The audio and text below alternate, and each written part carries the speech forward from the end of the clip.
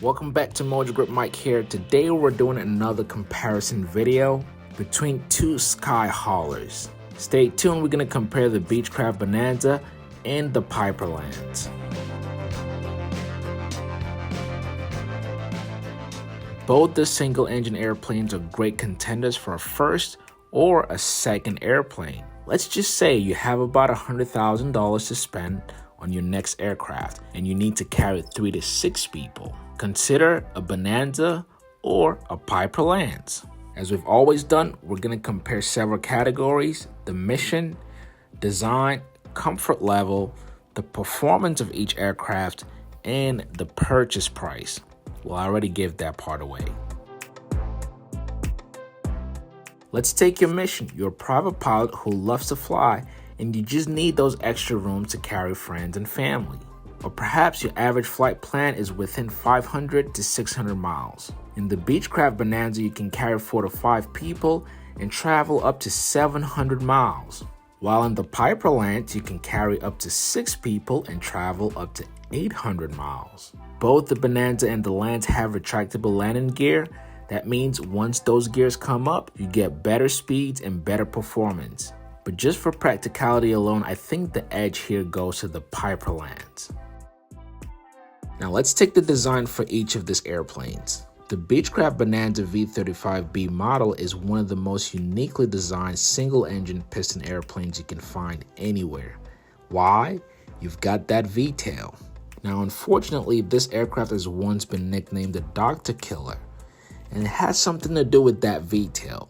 See, compared to a standard airplane like the Piperlands, where you have your rudders and your elevators control set surfaces, the V-tail model of the Beechcraft Bonanza, you have a different control system. You have, for example, what's called a ruddervator, which means the same surface is controlling your rudder and your elevator.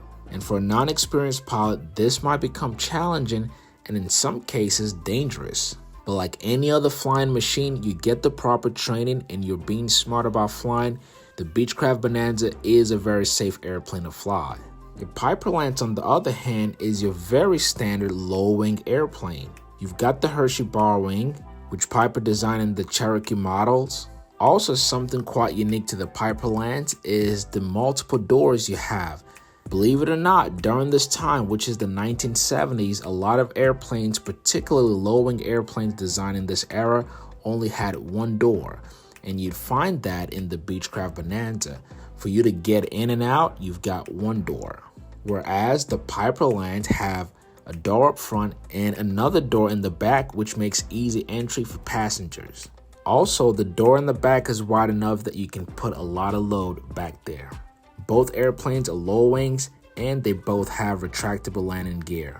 Your sitting position in the Piperlands is also quite different, as you have seats facing each other compared to the Bonanza V-tail, which has pretty standard sitting positions. Like the model we featured on this channel, a lot of Beechcraft Bonanza owners actually delete that 5th seat, so you have more room in the back for baggage.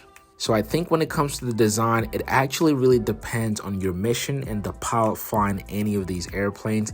I do think the Piperlands has a slight edge. How comfortable is the Beechcraft Bonanza compared to the Piperlands? As we've mentioned, both these aircraft are passenger airplanes, but your sitting position is quite different. Now, entry into the Beechcraft Bonanza is quite similar to any low-wing airplane, and the front seats can slide back and forth. That way passengers can go in the back easily. Something also unique to some Bonanzas, like the model we checked out, is this flexible yoke that we have here. What that means is either you're flying this airplane from the right or from the left side, you don't need to block the legroom for whoever is sitting next to you. I think it's a pretty neat design. If the passenger is not a pilot, they don't need a yoke in front of them. Also, for comfort level, your legroom in the Beechcraft Bonanza, particularly when you sit up front, is quite spacious. There's a nice feature in the Bonanza that allows you to tuck away the rudder pedals. That way your passenger can stretch their legs. One last thing I'll mention about the Beechcraft Bonanza is your actual sitting position, particularly for the pilot. In many airplanes, particularly low-wing airplanes, you may find yourself sitting reclined, which means your vision over the dashboard can be sometimes limited. But not in the Beechcraft Bonanza. You're sitting pretty upright and you can see just about everything above the dashboard. Now let's take the Piperlands. One thing this airplane has going for it is that it's actually sitting pretty low to the ground, which makes it easier to get in and out, particularly if you're getting in from the backside. Also, some thought went into the design of the cabin because your seats are facing each other, which means you have to share that legroom. Now, generally speaking, if you're carrying average size adults, you should be fine back there. But someone on the bigger or taller side might find it a little more cozy sharing leg space with somebody else. But forget all that. The biggest feature you'll find in a Piperlands, similar to the model we featured on this channel, is that you've got air conditioning. This feels like having gold when you compare it to other single-engine airplanes. Even new modern piston airplanes don't come with air conditioning, but this Piperlands has one equipped. Also similar to the Bonanza, the Piperlands seats can slide back and forth, and for a 44-year-old airplane, those seats still look very nice and comfortable. Comfort level would truly depend on the pilot and passenger, and so we'll give this a draw. Now let's talk about your performance, because this is one category you will consider if you're looking to buy either of these planes. When it comes to the power plant, both are almost identical in the power output. The Beechcraft Bonanza uses a Continental 280 horsepower engine, while the Piperlands uses a Lycoming 300 horsepower engine.